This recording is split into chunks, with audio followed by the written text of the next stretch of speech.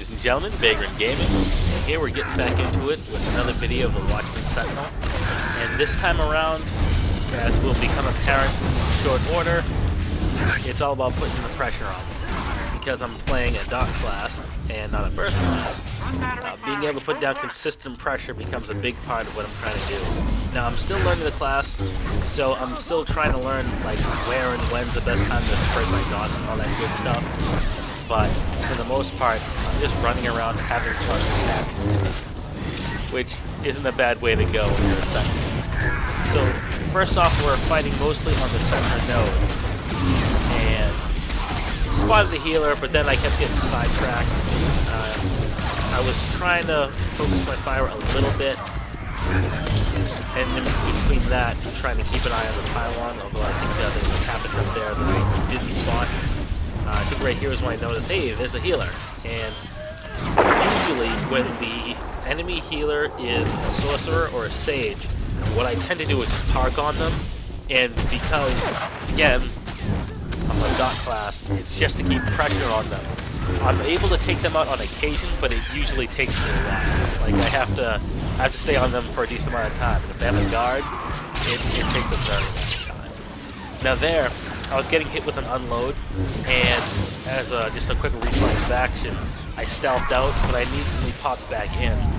The reason why I popped back in so quickly was I thought we had a healer around here somewhere. But also, the stealth out wasn't so much to get out of combat, but it was to avoid getting hit with an unload. I believe that's the mercenary version of full auto. Because that's one of their biggest damaging attacks. I didn't want to get hit with that. The only other countermeasure I have versus them is if I get close enough and I can see it coming, if I hit obfuscate, that'll give me some potential protection against their heat seeker missiles. So we're doing a decent job of tying everything up on mid and slowing them down, and we just capped. We've got the west and we've got the east nodes, so we've got a decent advantage. Their shields haven't taken damage yet. Oh, no, there we go. So they're just starting to take damage, and now the person that we had over on snow, I guess? I usually call it east, which gets me into hot water sometimes, but he called out, so I rushed over to help. I didn't 8. So he's in rough shape, and I'm not sure if he's a healer or not, but I'm just trying to excuse me. I'm trying to peel and just like slow them down a little bit to give him some room. Now it's starting to look nasty because there's 3 of them, 2 of us. And that's bad math. I was debating on taking off, but he swooped in with a couple of nice heals to keep him going. So I popped the awe to try to give him some room, and that was just so I could get a second to type out that we needed help. And then I jumped right back in. So now the name of the game is to survive long enough for us to get some backup. And as you can see, my health is dwindling, so I'm running out of options. Tried to get a couple of dot spreads there, and my positioning was bad because I'm about to die. Like, there wasn't a ton I could do in that situation. That basically, like, their version of Zealous Leap got me. Just gonna rush right back in, and we're gonna try it again. So the Jules had low health. It seemed like a good place than to start, but that didn't quite work out according to plan. So right now it's just a matter of looking for who has the lowest health and trying to help finish them off. And as you can see, there's a 1 mark star, which should be their healer, is on their way in. So it's good that we were able to clear away what we did before they arrived. And now from here on out, I spend most, not all of my time parked on the healer, which is it's just the role I've slipped into. Like, I use PvE to practice, so like I'll run dailies or maybe a flashpoint. But the thing is, when I'm trying to practice doing that, enemies tend to die fairly quickly because I'm not doing anything super hard. It's not like doing a nightmare raid or anything like that. So enemies tend to have lower health pools.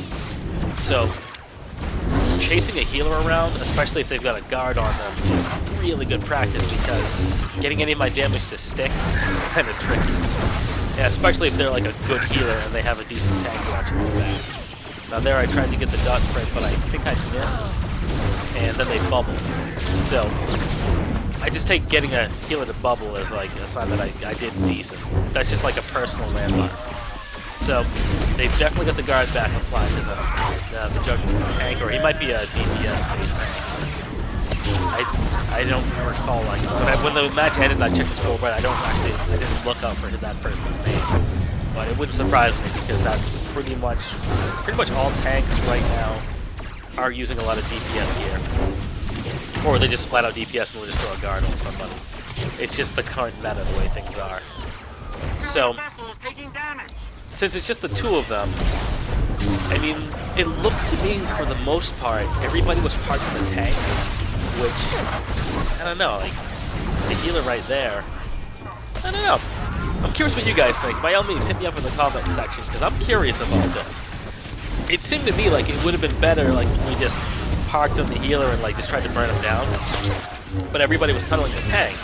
And, I mean, if you're tunneling the tank and the healer's free, I mean, you'd have to do a lot of damage to get rid of him, wouldn't you? I mean, I played a power endurance build Guardian tank for a while before 5.0. I had a lot of fun with it, and I remember being pretty durable.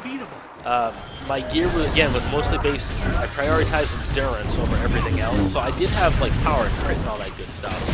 But I was mostly built around having a very large health pool. I'm not positive what that guy's running, but just based on that experience, taking out a Guardian while they have a healer backing them up seems like it'd be pretty tricky.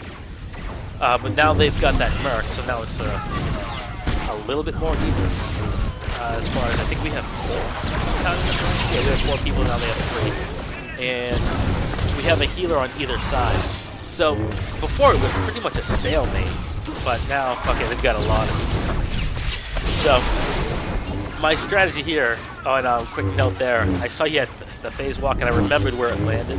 Like I remembered where he put the beacon down, so like I ran right there. And I'm not sure if he's out of range of this tank or not, but he's gonna be back in range shortly. No, he's definitely back in range. I can see the lighting effect. So I'm trying to spread my dots when possible. Now, when I'm paying attention, like I think the cooldown for sweep is about 5 seconds, so you can potentially do your dot spread a lot. And because I was chasing the healer around, he would zoom in and out of range. So there, I think I was able to hit it and spread the dots a little bit. I didn't always use perfect positioning for spreading them. It was mostly like I would remember, oh yeah, I gotta spread my dots, and I'd hit it, and then I'd just be back on chasing the healer. Something else that I didn't do that good of a job on that I need to work on is being able to keep up as far as my speed goes. I got slowed a lot, which is smart. I mean, you get a melee chase and you hit more slow. And I can break roots and whatnot with my Transcendence every 30 seconds, but sometimes I'd like to save that for when I got hit with a knockback that had that root effect on it, and then I would pop it. That's like how I like to use it in situations like these. Like if I have to run from one side of the map to the other, yeah, I'll hit Transcendence and take off, but in a situation like this, everybody's still relatively close. So there's not that much of a need for to use it in general. Although I think a couple of times I did, man, I'm slowed again, and just pop it. So I was messing around with the camera a little bit, and it was kind of an awkward camera angle, but it worked because yeah, I could see my target, but I could also see the throw was being capped, and I was able to spin around. And a nice dot spreads in there. And right now the stalemate is actually working out. We're not really killing anything, but we're not dying either. Although it looks like I spoke too soon, because it looks like someone else was able to take out one of their DPS. So this might not have been the best strategy, as far as just me sitting on the healer to keep like pressure on him. But I think it worked because some of the other people on his team were getting killed. It wasn't happening quickly by any means, but it was happening, and I don't think too many of us were dying. So I peeled away because Strawberry Shortcake's health was getting low. Saw an opportunity there. Kind of wasted the cooldown with that Great Stone, but I don't think anybody on my team noticed, so I got away with it. And I peeled away on the assassin for a little bit. It seemed like there might have been an opportunity there. And I think, attention, this is about the time when I'll switch back to the healer. Although, tab targeting. I had to like spin the camera a bit to get tab targeting to work the way I wanted it to. So now I'm back on the healer. And it looks like they've got 20 points left on their ship. So obviously we're well past PNR. And right now, like, we're just knocking out the clock. So I'm a big fan of like just when I'm playing this class in particular to just chase healers around. It's fun.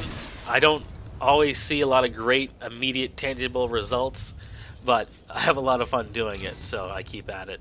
It seems to have worked out this time around. Hopefully you guys enjoyed the match. Feel free to give it a thumbs up, rate, comment, and subscribe. I will catch you guys next time.